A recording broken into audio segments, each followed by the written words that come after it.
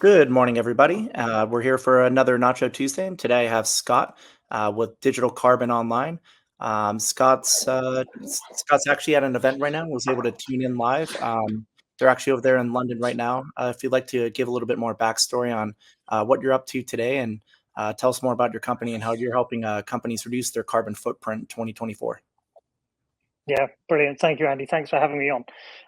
So yes, I am at the Climate Impact Show in London today, where we've got 500 or so people over the next two days, kind of convening, talking about all kinds of technologies and policy and funding issues regarding climate and how we can deal with that. It's been an absolutely eye-opening day today already, but I have had to find somewhere quiet to take this call, and I am in the library, which is part of a library, which is the staff room of the organisers. So you might see a few people wandering past, but I can't really kick them out. It's their event. But I'm at the Royal Institution, right in the centre of London, a very historical place to be. And I'm honoured to be here and also talking to you on this event right now. Perfect. Well, we could definitely say that you practice what you preach. So, what are some of the key takeaways from the conference this year? Well, I think it's a bit early to talk about takeaways. I mean, it's halfway through day one, but I think there's been a lot of conversation that I've been involved in terms of voluntary carbon markets and what's needed to progress those to kind of overcome the trust issue that we've had in not too distant past. There's been a lot of talk about kind of repurposing $1 trillion worth of oil and gas infrastructure and moving it into something more green, as well as the nascent kind of decarbonisation of energy grids. There's just some of the things that I've been involved in, or listening to, rather, taking part in that way. So there's lots still to happen, and I'm sure I'm just scratching the top of it today. There's so much more. Yep. Well, we expect the full report when you're done. Just kidding. Follow me on LinkedIn. There's two interesting, well, I think they're interesting, but two posts that I put out there on LinkedIn already with two of the talks I've been in, which have got some more highlights in them as well. Excellent. So I guess what's holding back the move towards reducing carbon footprints? Where do you see the lag globally, especially in the developing world? Well, I mean, that's the $1 million question, or more than that, isn't it? It's the $1 trillion question.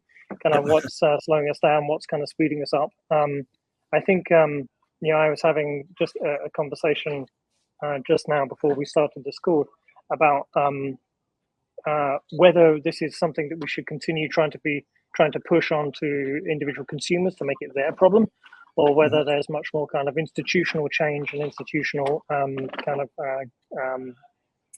influence that needs to happen. And I think we're moving away from the idea that it's the individual's responsibility. After all, that was a hangover of kind of big oil control over this market. But there's still definitely a part that needs to be driven by people like us, people who care, people who have a role and an influential role, as well as creating that kind of institutional or even government level intervention and change. So, yeah, I think there's a lot to happen. It comes down to, when in the business community, it comes down to return on investment, clearly, but it also comes down to regulation. And I see regulation is simultaneously getting stronger, but also becoming fragmented. And lots of businesses I speak to are not sure which way they should be looking in terms of which standard, which framework they should be deploying or following or implementing towards. Yeah, and a lot of times, especially for business, it really works well to incentivize them to actually, make the change themselves, right? Businesses are very, focused on, what they get out of it, if you will. And I think it still requires a lot of education too, especially to get the consumers to really move forward and make a difference. Otherwise, that's kind of where the government comes in, where you can get a smaller group of people to, institute changes a little bit more quickly. Yeah, and I think something really brought it back to me today in one of these talks about the voluntary carbon market. One of the panelists was talking about how the scope of the problem is we need to remove billions of tons of carbon from the atmosphere. The only other, another industry that moves that kind of amount of stuff around at that kind of volume is the oil and gas industry. So ironically, we're at a very early stage of our ability to remove that kind of quantity from the atmosphere, but yet we have to scale it very rapidly to the size of the oil and gas industry today. So it's kind of ironic how we see that kind of comparison, but that's where we are. And that's where the government money and the kind of influence and the policy setting will really help drive things. But when we're talking to businesses, there's many things that we can do each and every day that we can do to, one, improve our footprint, to demonstrate our commitment to amplify our impact through our suppliers, our customers, our employees, and beyond. So that's what we're hopefully going to talk about today. Yeah. So I guess how did you get to this point in your career? What inspired you to start Digital Carbon Online? And tell us about your journey, how you got here. That's a 4-hour conversation, but let me try and cut it down to something a bit shorter. So my background is in technology innovation. I worked in telecoms kind of before the turn of the century. I worked in big telecom over here in Vodafone on a global scale, and then I worked with some Californian companies and some Seattle companies. And throughout that time, I was kind of transitioning from big tech through to startups and beyond. Around 2017, 2018, I realized that I was chasing job titles and money, and something was missing. And subsequently, people have told me that's my midlife crisis, but it was a bit more than that. And I realized I needed to kind of find a place where I could put kind of my interest, my passion, my talents to some kind of better use. And I came away from that kind of moment, and I decided I need to focus on kind of this Venn diagram of sustainability and technology, and where it kind of came in the middle. I had no idea how I was going to make it work, but I was passionate that if I focused on this with all of my integrity, then something would happen. And I'll cut the story a little bit short now because we're getting into the 4-hour version. But this kind of ultimately led me to really working on kind of technologies that were having a positive impact on the planet, into digital carbon footprints, understanding that actually our digital technologies have an impact on the environment as well, one that we probably are not so aware of because they're not so obvious. And that led me to realize that actually in that conversation where you talk about digital carbon footprints, it kind of follows a very similar path with everybody you speak to. It's, first of all, there's that awareness, that aha moment where people go, yeah, I suppose it does. And then it's kind of, well, it's a big, complicated problem. Where do we start? How do we do it? And you know what? It's far too complex. I'll leave it for tomorrow. So I decided actually I could create something that would help them understand it and help them take action, and hopefully help drive further change as well. So that's kind of what got me to this point. Yeah, that makes a lot of sense. Yeah, because a lot of people probably don't think about their website putting off a lot of carbon. It's just something you're looking at online. But what you guys do, if you could explain it in more detail, you guys kind of help quantify that and give people a better idea for what what kind of digital impact that they're having on reducing carbon. Can you go into more detail in terms of like how your company works and how you help people become more aware of how they can protect the environment better and reduce their carbon footprint? Yeah, absolutely. And I think first of all, it's worth understanding that the total kind of holistic carbon footprint of the internet is often cited as one of two metrics. So one of them is it's either, if you think about it as a nation, the fourth largest emitter behind Russia, China, USA, and I think it comes in just above Russia. So, I mean, that's enormous. The other way of looking at it is that it emits more greenhouse gases than the entire aviation industry. So, I mean, we're talking about a big problem here. People are also talking about, often ask me, well, seeing as the technology sector is one of the fastest decarbonizing sectors on the planet, isn't this problem going to go away when we have renewable energy? Well, I think the fact with that is actually it won't, because in the IPCC report a few years ago, they said that they didn't have enough faith in the fact that renewable energy would catch up with demand for energy.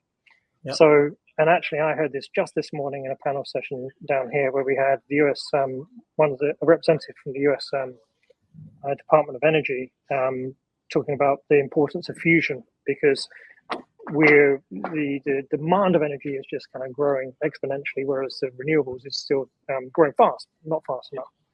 So, I mean, there's that kind of thing, frame that sets the kind of sets the scene. It's a big problem, but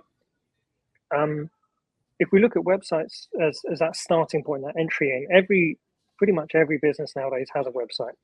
How much they use it, how much they leverage it is very variable, and how critical it is to their business is also there's also a high degree of variability there. But everyone has one, so that means that everyone is emitting some level of carbon emissions, and that's not just by having the website. Every time somebody comes to that website and interacts with it and orders a product or just browses through your images and your videos, you're generating carbon emissions.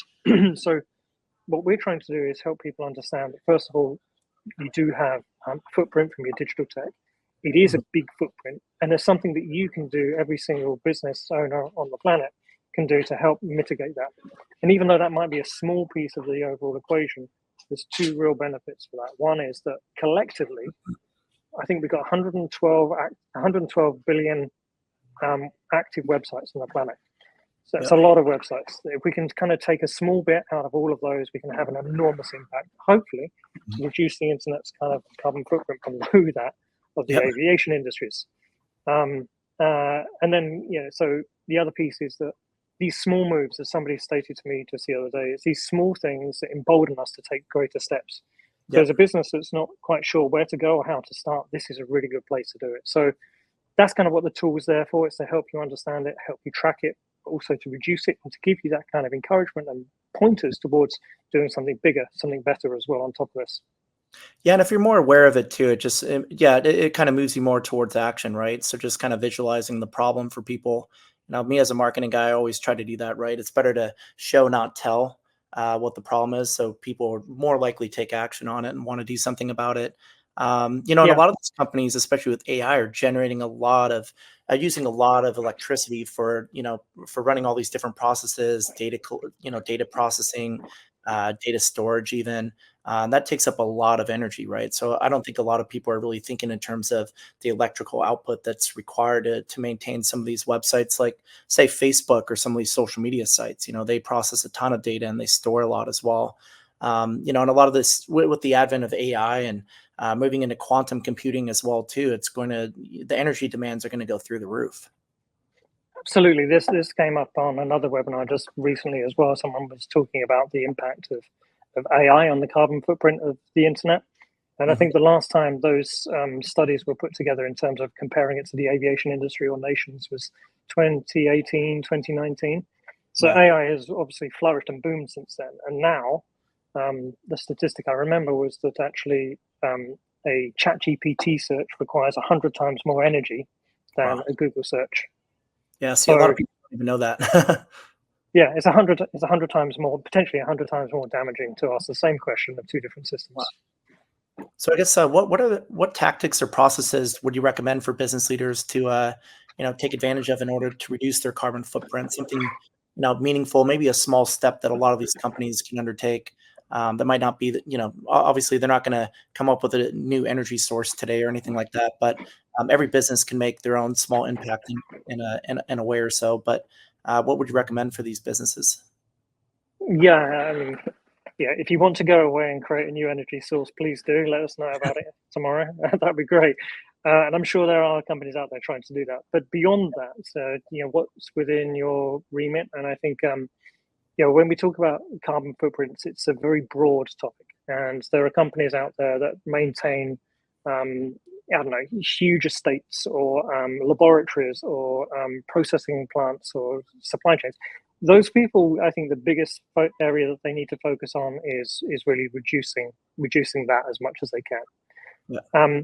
I am speaking with a number of multinationals who are doing just that, and they're still doubling down on digital sustainability as well, because they realize that out of all of their areas of their business, digital is the one that's continuing to accelerate with what they're calling the double transition, the digital transformation and the carbon transformation. So so this is an area that I'm very passionate about. I was lucky enough to be asked to write a paper on it for the academic sector a couple of years ago. So my work is really focused on digital carbon footprinting right now. So yeah, I can obviously say a great place to start is, as we've been talking about, is by using digital carbon online to be able to go there and measure, assess the carbon footprint of your website and work out which of your pages are causing most emissions, and kind of help you kind of go from that point. We've got built-in technologies to allow. Before I say that, I'll come back to the built-in technologies. But the funny thing is, with the website, the only way to have a zero emission website is to not have one. But that's clearly not going to be any good. That's much not good for many of the businesses. Yeah, exactly. From a marketer's perspective, that's your worst thing to hear, right? But there's a way to get it to kind of a neutral position. So first of all, the technology that we built here is going to help you find the pages and the kind of parts of your website that are causing the most harm, the most damage. So that then can kind of focus you into kind of improving those. And actually, by improving that, you actually improve your business in many other ways as well. There's plenty of studies that show that focusing on kind of a lower carbon website actually can help improve usability of your site, which can lead to improved ROI and improved business anyway. So it's definitely a good thing to do. And then, on top of that, you're never going to get it to zero. You're going to get it as low as you can. But at some point, you're going to want to think about, and you've got to be careful of the wording here, because I'm not talking about offsetting, but I'm talking about removals. So removals from we built this into the platform, so you can also sponsor removals, which are projects, like some of them are actually here today in this event, which are focusing on very near-term carbon removal and storage from the atmosphere. So that's obviously one way. I'm going to tell you what you should do right away after this call. Go start digital carbon online. There's other things you can do. Yeah, go ahead. Yeah, I was going to say there's other things you can do on the digital carbon space, and I'll mention those as well, because I think that will be useful for people to do instantly.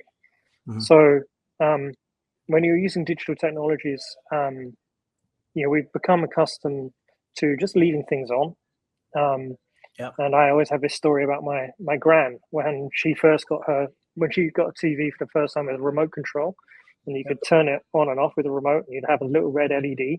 She used to go crazy if we left the red LED on because of the amount of energy it was wasting. But in a couple of generations, or in a generation really, we've become accustomed to seeing the little red dot, to leaving things on. But all of these things kind of are like vampires. They just suck the energy out and do no good. So my first thing is, I have this kind of call to action is don't stand by, turn off. So find those things you don't need to leave on, turn them off. That will make an impact. And then the other one, ironically, while we're on a webinar recording a video, is actually, you don't need to use a video all the time in big calls with your team or things like that, where you know each other. I mean, yes, video adds real value to certain things. You can see how I'm feeling, for example, those kind of things. As a manager, it's really important. But I have this other thing. It's be heard, not seen. So switch to audio when you can, because it makes a big difference. Yeah, that's a great point. Yeah, that's a really good tip there, actually. What are your thoughts on carbon credits? You're kind of aware of the concept? How do you think maybe? Do you think there might be an opportunity for maybe a carbon credits type system where maybe there are companies that are actually undertaking efforts to reduce their carbon footprint, and maybe they could pay some sort of a. I mean, if they're, I'm not a fan of like forcing it, of course, but maybe they could earn like carbon credits if they pay into like a system to kind of help maybe develop technology or promote sustainability in some way. Just kind of support that ecosystem, kind of a self-imposed tax, if you will, with some sort of a benefit on the back end for the business. Obviously, not forcing it on people, but if they so choose to do that, do you think there would be any opportunity there? I'd like to say emphatically yes, but this has actually been another conversation that I was listening to just now about the state of voluntary carbon markets and carbon credits, and the biggest hindrance at the moment. And this came out of a conversation about how to create carbon credits from rewilding projects. So we've now got carbon credits from reforestation and deforestation projects, but Mhm. rewilding is a new type. And what needs to happen in order to be able to get those carbon credits? There's a number of things. You need regulation, you need standards, you need verification, all of that stuff. But Yeah. you also, that all leads to creating an asset class that can be traded. Yeah. So I think in terms of what you were just asking, I think yes, emphatically, absolutely, that would be a great thing to do. But it's going to require all of these things, and then to have an asset class to be created to enable that to work, kind of in a market. Yeah, and people have to be motivated always, right?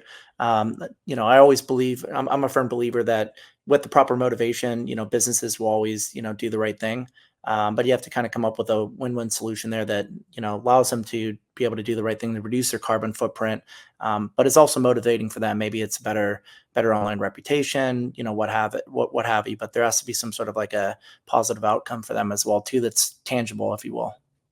Yeah, absolutely. And these that's one of the things that we built into Digital Carbon Online as well. It's you you want to do the right thing, and that's either because you've got the carrot or the stick. So the carrot is Yeah. that you want to do the right thing because your employees, your staff, your customers, your suppliers, whoever it is, are encouraging you to do that, and you want to do it because you want to be kind of create that positive impact. Yeah. The stick, on the other hand, is the regulations coming, and the regulation is making you do it, or your customers are telling you that they've got regulation. So there's the carrot and stick kind of dynamic Yeah. here as well.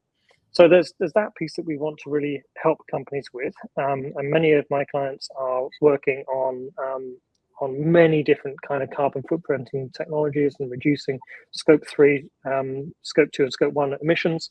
And this is another thing that they can go back to their supply chain, either upstream or downstream, and say, look, this is our demonstration of our commitment. We've gone and addressed this, and we're dealing with digital carbon footprints from our websites. And to help them with that, we have a digital carbon verified badge that they can put on their website. They can use in their collateral, and which can be verified back against our system. And we provide transparency as well through a publicly accessible dashboard. So Very cool. it's optional at the moment, but clients are beginning to put this out to say, look, this is the impact we had. We started off here and we kind of come down here. So it is trying to give them the kind of something to address a regulatory or a kind of social pull, but also to be able to help them claim credit. Yeah, maybe that's exactly the two wrong words, but talk about their achievements and demonstrate their commitment. Definitely. So you're more a fan of the carrot as opposed to the stick, but it's probably the best case scenario probably is a little bit of both, if you will. Yeah, absolutely. And I think the carrot and stick analogy goes a long way because Yep. it really is that. And there's I think you'll find that quite often it will be in the boardroom. It will be the regulation that makes people sit up and pay attention. But then they'll realize there's a lot of kind of will and desire within their kind of circles of influence that make that regulation much more palatable.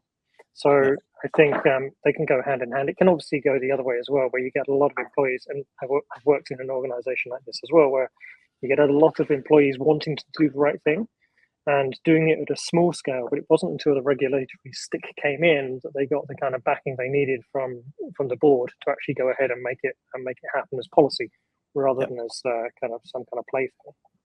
And I think education's key too, right? It creates demand. So, doing the work to actually educate the consumers, the employees and the companies to demand these type of changes, I feel like goes a long way because then the market will kind of follow where, everybody else wants it to go.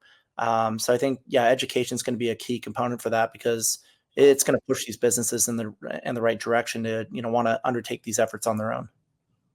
Absolutely, and I have a bit of a history in the education sector in the UK as well, and I'm currently talking with some colleges around England because they want to deploy this technology across their websites.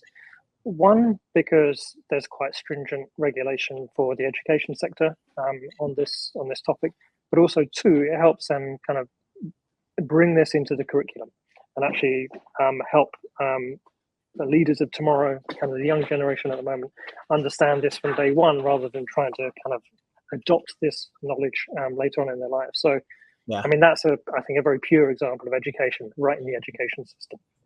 Yeah, as they say, you can't teach an old dog new tricks.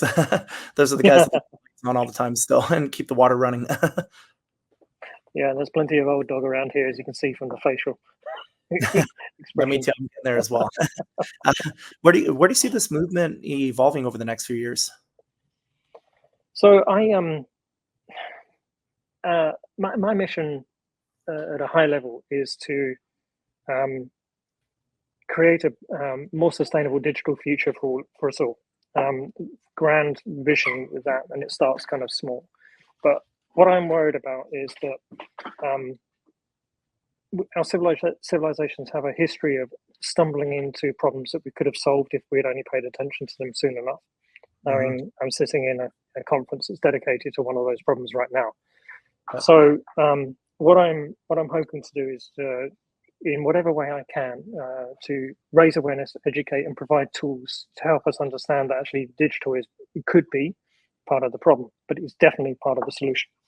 Yeah. So I see digital carbon online as that kind of first stepping stone towards that bigger piece. In terms of the platform itself, it started off on websites right now, but the roadmap takes us out to versions which cover other digital technologies and domains as well. Mhm. So it's going to be quite an exciting few years as we take this on and kind of grow it and get it into many other spaces.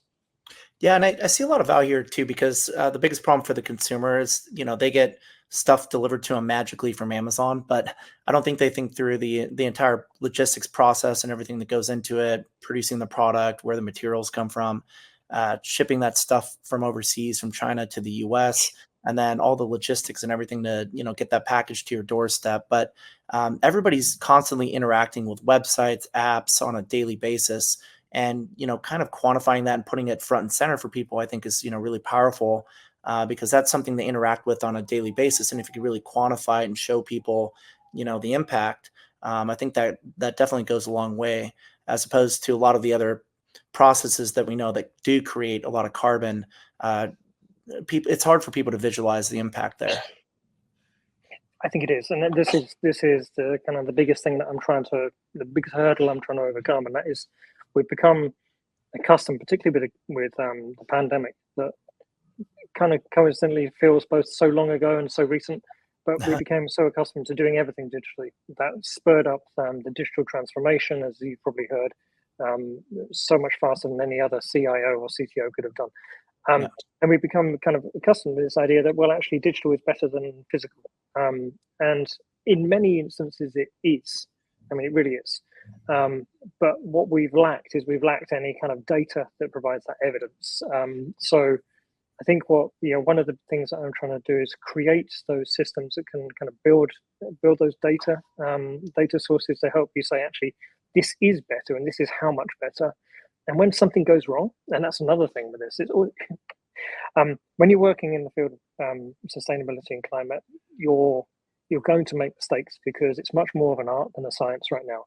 Yeah. And I'm a firm believer of sharing those failures and those mistakes, because we don't have time for everybody to make the same mistakes again. So Yeah. instead of just sharing all the successes and all the success stories, then we should be telling each other what didn't work. And actually, just yesterday, I think it was, on our Instagram account, which is quite new, I started a new series that I'm trying to get a few other people involved in as well. And I won't say the hashtag right now, but it's sustainability F-ups. Those Yeah. times when you've tried to do something sustainable, when you try to make the right decision, but it goes wrong. So just trying to share that as well. Yeah, that's a great point. So what's next for Digital Carbon Online? So we're in a growth stage right now. We've been going now for a couple of years.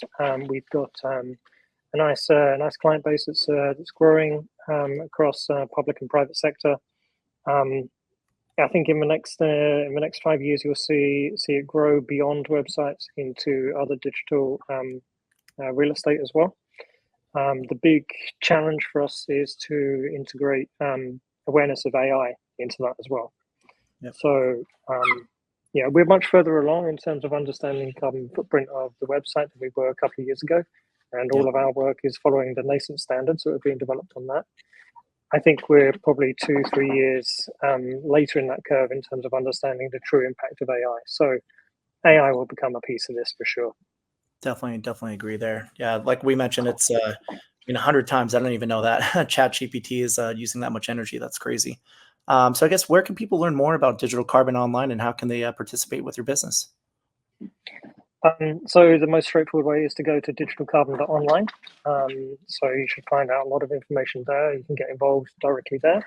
But also, we have a showcase page on LinkedIn as well. So you search for Digital Carbon Online through LinkedIn, you'll find us there as well.